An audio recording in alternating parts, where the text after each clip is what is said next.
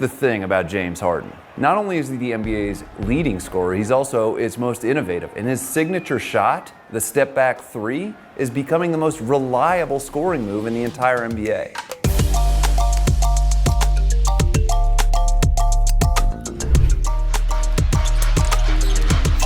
Harden, step back three. Over the past few years, Harden has turned what was once an obscure shot into the centerpiece of his terrifying offensive arsenal. Check this out, folks. During the 2013-14 season, Stephen Curry led the NBA by attempting just 69 step-back threes. Last season, just 5 years later, Harden led the NBA by taking 613. 613! Step-back fever is taking the league by storm, but Harden is patient zero. His step-back innovations are changing perimeter offense forever. It starts with the Rockets' offensive approach and their devotion to holy efficiency.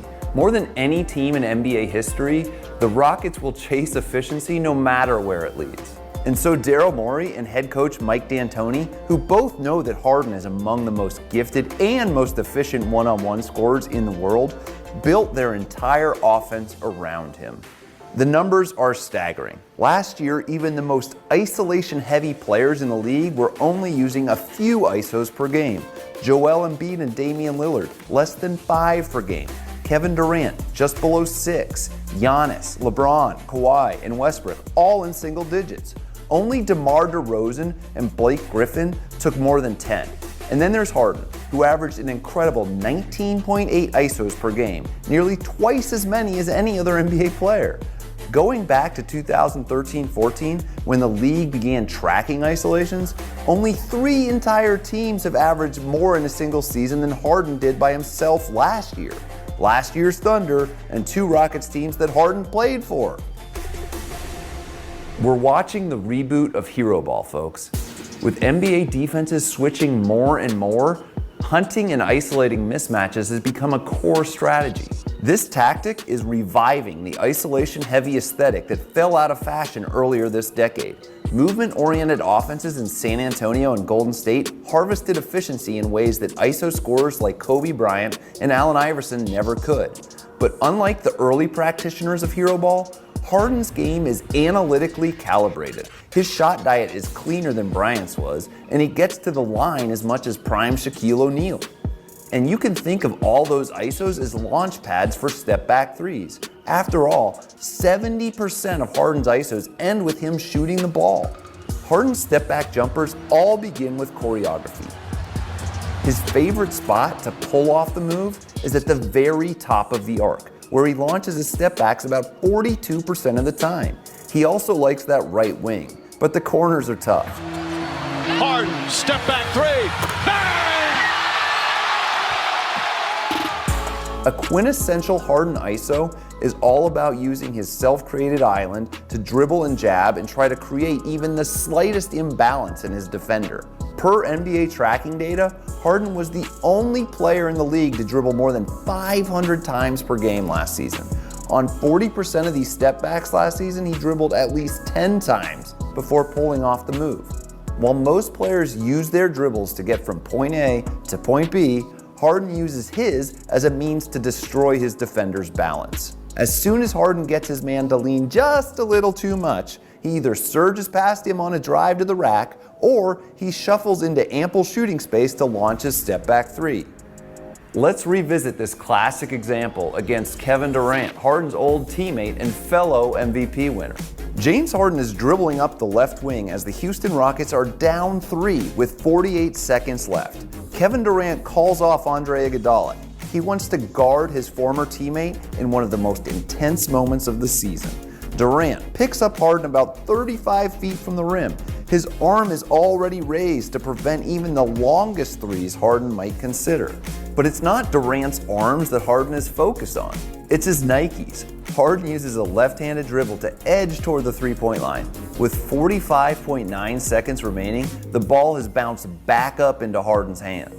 He's done dribbling, but his unhurried demeanor still gives no clue that he's about to bury the game-tying three in Kevin Durant's face. Harden lurches his left foot forward and suddenly jerks his body as if he's going to penetrate, but his back foot hasn't even moved. This is the whole reason it works, folks. The entire choreography of the setup is designed to create this singular moment where Harden gets his defender leaning toward the hoop while he can step backward into a clean jumper. Step back three, good! Right between the eyes! On average, the Harden step back creates about 6 feet of shooting space per second Spectrum data. By the time Harden brings the ball through his shot pocket, the defender attempting to close the gap is always too late. And that's what makes him so dangerous. Harden can create these clean three-point looks at will.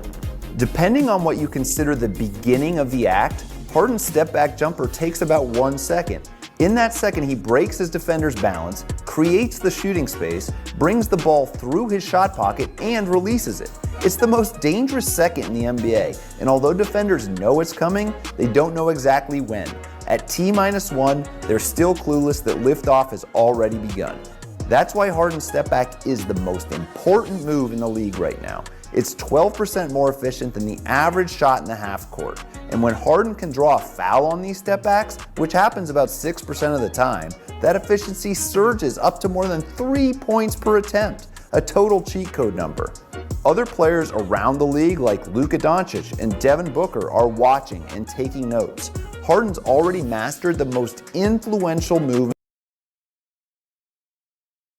Curry is probably the greatest three-point shooter ever, so you already know what his signature shot is. But what makes Curry so special is his unprecedented combination of volume and efficiency. He takes a ton, he makes a ton, and he does so in many different ways.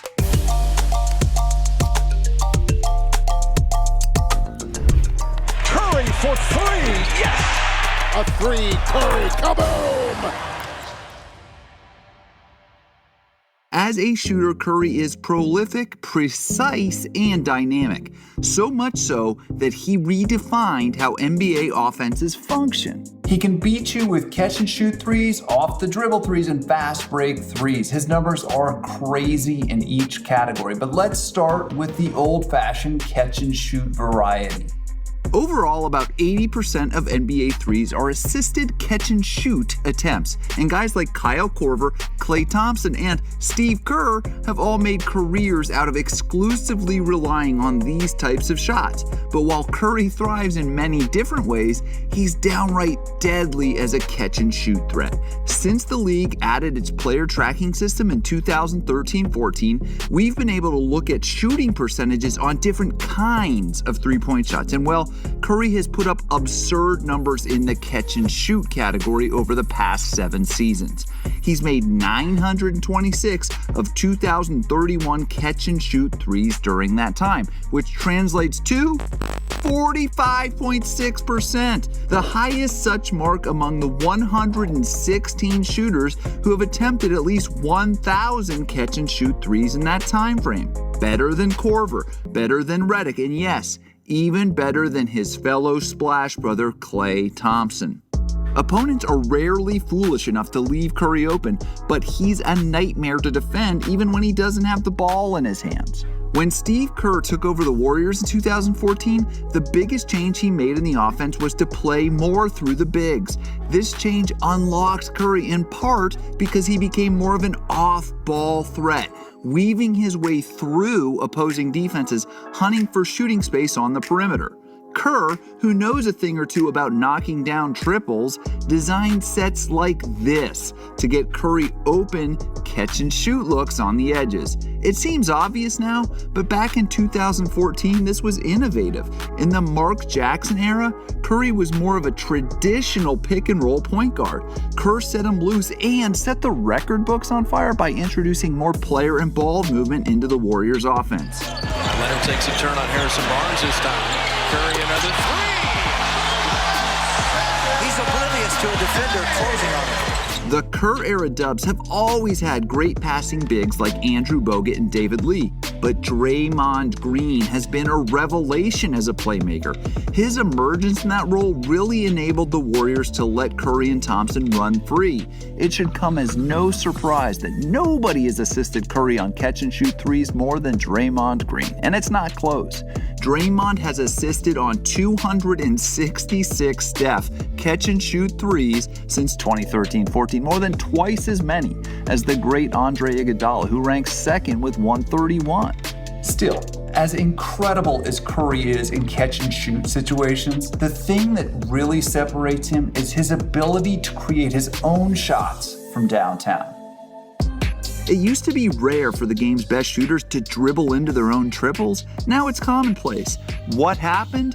Curry happened, that's what. In Steve Kerr's first few seasons, the Warriors won a lot of games, and Curry set the single-season three-point record 2 different times by supplementing those catch-and-shoot looks with unprecedented numbers of unassisted threes. As he entered his prime, Curry integrated his incredible ball handling skills with his lightning-fast release to generate a perimeter masterpiece. Unassisted threes became Curry's unique finishing move, and they also became the fastest growing shots in the league. Curry crossover, three-pointer. Bang! It was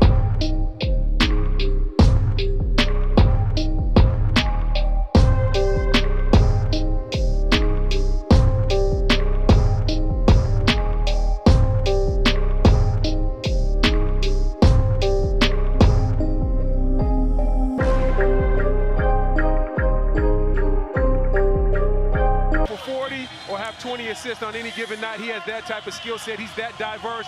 Look for him to get going early and often. Take a look at the starters. Game recognizes game. All-time leading three-point shooter. And now number 2, Mr. Curry and Mr. Harden, a pregame embrace. Well done. Surpass.